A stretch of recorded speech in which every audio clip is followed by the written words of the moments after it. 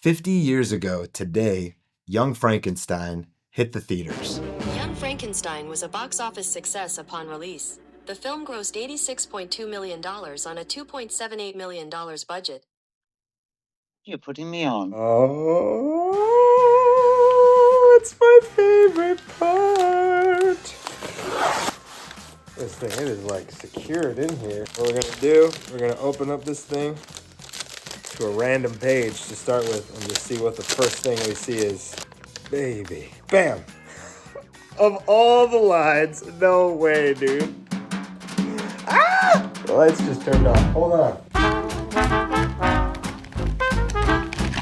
This is literally what I opened up to. Inga. All right. I am so incredibly excited about this. One, I've got to be one of the biggest Gene Wilder fans on earth. If you look around my creative space, if you look at my home office, heck, when he passed away, I wrote him a song. It was a terrible, terrible, terrible song. Gene Wilder, they call him Gene. You can call him Gene, he keeps it clean. He's not mean on the movie scene. The mean little girl in Charlie and the Chocolate Factory. But I wrote him a song. Even in my own debut feature film called Holbrook Boys that's coming out soon, I wear this Gene Wilder t-shirt throughout as a way of just paying homage to the man. Man, that was a night. Yeah, I don't want to talk about it. Oh no? You don't want to cause a lot of trouble and then go over it again and again? I love Gene Wilder, and I love Young Frankenstein, and it's one of my favorite things in the whole world to dissect scripts. And there's something just magical about holding a physical copy that was used as a part of the production. Right here on the cover, it claims to be the funniest comedy of all time, and I tell you, if it's not the funniest comedy of all time, it's definitely a contender. If you've never seen it, please go watch it, and I can't wait to dig into this. Are you ready? One other thing I'd highly recommend before we dig into the screenplay is listening to the autobiographies of Mel Brooks and Gene Wilder, hearing their voice tell the stories. Those are both incredible, so give those a listen as well. Young Frankenstein, screenplay by Gene Wilder and Mel Brooks. The opening here on page 1 is word for word. The slow camera up to the castle, the lightning, the one room with the light on, all of that is right here. Then we move into a whole section here. There's actually 7 pages that was cut from the film that you can watch as a special feature on the Blu-ray or the DVD. Shut up. Oh, shut up. There are 9 potential heirs to the castle, and they're bickering and fighting, and you can kind of see why it was cut. They move straight to just taking that out of his hands and him pulling it back, and oh my gosh, that's just classic. And moving on to page 11, enter Gene Wilder. And just immediately, his presence and his acting and his comedy is just the best. Yes, yes, yes. One subtle difference here in a line of dialogue. He calls his ancestor a Looney Tune instead of a cuckoo. And cuckoo is really just funnier. It's just those little subtle differences. Makes me wonder if Gene changed that kind of at the last minute. But here it says Looney Tune. I'd rather be remembered for my own small contributions to science and not because of my accidental relationship to a famous cuckoo. Nice hopping isn't in the screenplay either, so maybe that was some pretty killer improv by Gene. Mr. Hilltop, would you hop up on your feet and stand beside this table? Nice hopping. Page 16 here is a really great example of how a screenplay is really just the bare minimum framework to get an actor started on their performance. All it really says here is Freddy has plunged the scalpel into his thigh by mistake. The only thing that concerns me is the preservation of life! But then the way that he delivers that and how he takes that and just makes it so hilarious is it's just classic and so funny. Dismissed. A couple more pages here that didn't make it into the movie. A longer discussion between Gene Wilder's character Freddy and this Herr Falkstein guy about trying to convince him to come back. Oh man, on page 21, little things like this are so fun because unless you read the screenplay, you would never know what, like in this case, Gene and Mel were thinking when they had Freddie's fiance in mind. But it says, with Freddie is his beautiful, flat-chested fiance, Elizabeth.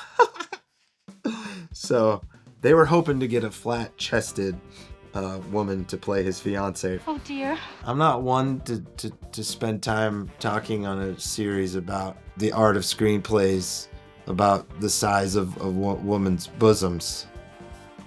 That seems kind of awkward. But I don't know that they got that with Madeline Kahn. You're incorrigible. Does that mean you love me? You bet your boots it does. But oh man, everything else that they get with Madeline Kahn. Oh, dang it.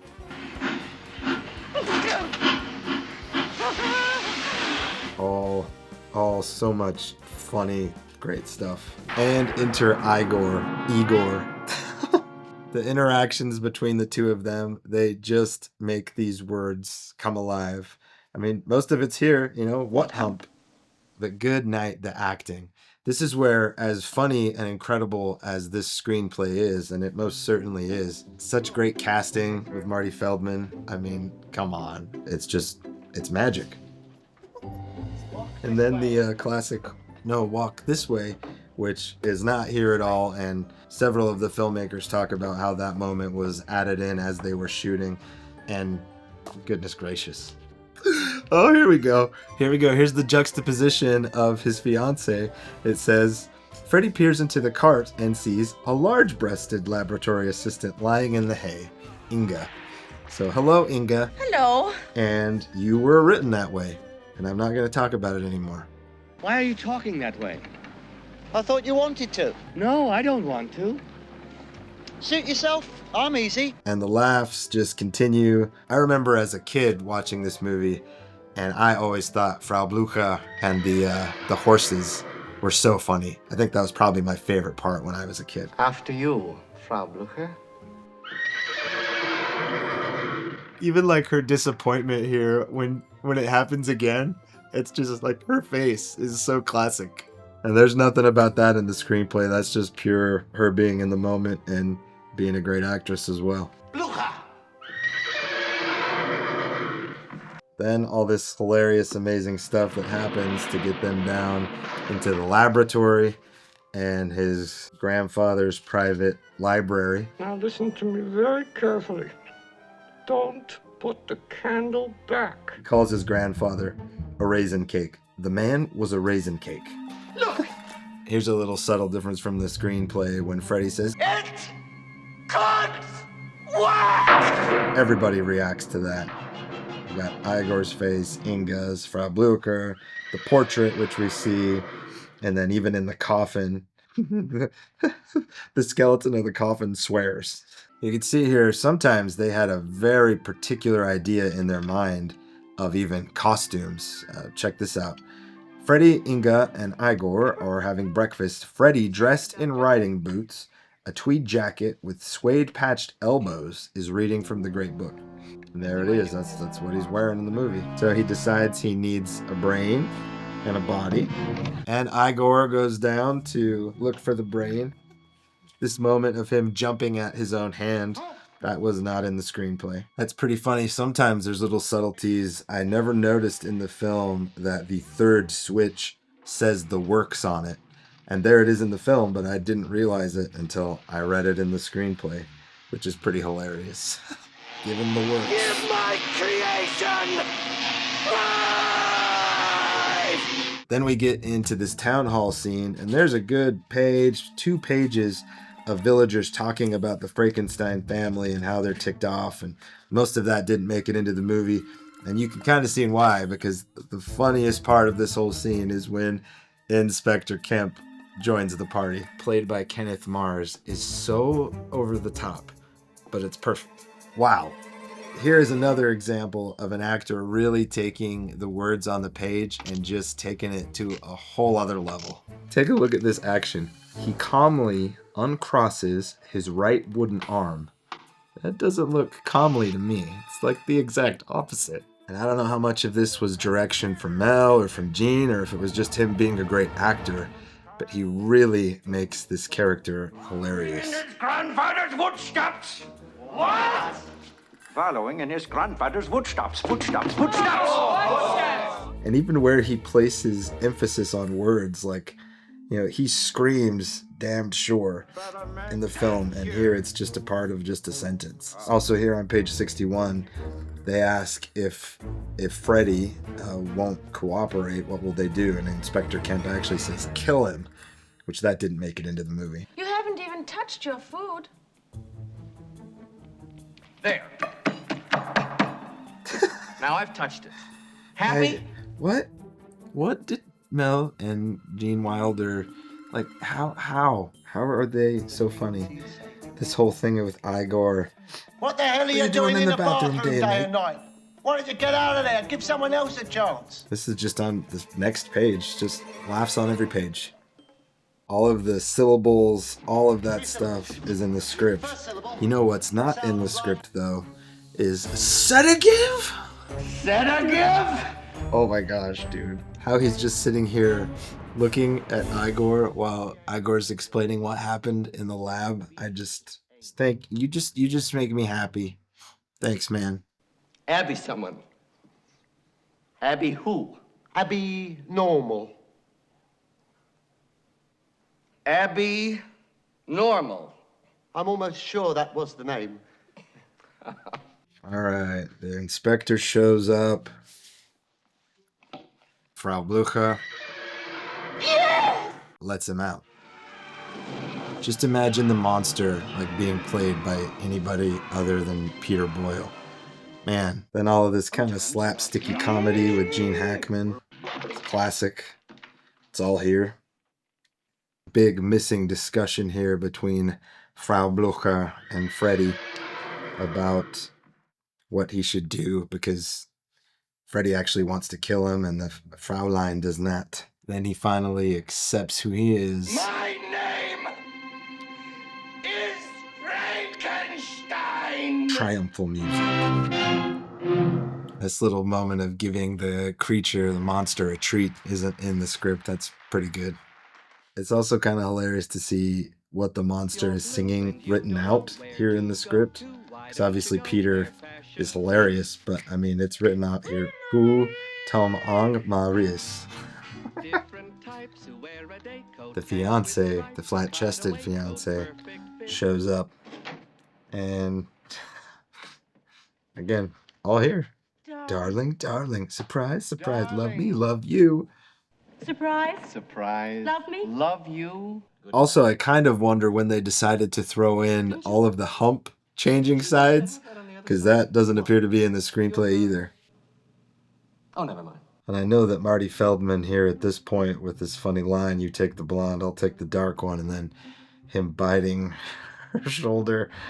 That bite is definitely not in the script, and I know that they had to do it a whole bunch of takes because it kept making everybody laugh. That's in some bloopers that you can find. Stop that! Good. There's a cut scene here on 117 when he's turned down by Elizabeth that he goes straight over to Inga for an intellectual discussion, which is what they call it. He's naughty. He's a naughty dude. Should probably just break it off with Elizabeth already, you know what I mean? The monster finds Elizabeth and that whole thing happens.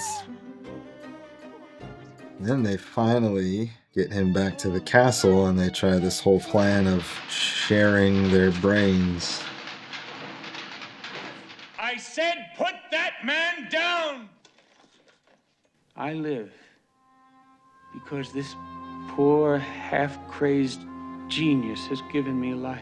Everything kind of comes together in a great, hilarious way. There's so many little subtle lines, too, that I never experienced truly until I read it. Like, and now, forever, the movie's going to be funnier to me. Like, just these little dumb things. This is on page 134. Like, Elizabeth talking to her new husband. Did you see I put a special hamper in the bathroom just for your shirts? The other one is for socks and poo-poo undies. Oh my gosh. So many little subtleties like that I think if you really pay attention, especially if you get the chance to do this, so great. All right, it's time for that beginning line reveal. Exactly. He would have an enormous Schwanzstücke. Unbelievable. Here's to another 50 years of one of the greatest comedies in the world. Thank you, Mel, Gene, everybody that was involved with making this hilarious movie. Igor sits in the window, blowing his ram horn. Pull back slowly until the whole castle is seen. Fade out. The end. Goodbye, darling. Goodbye, Freddie.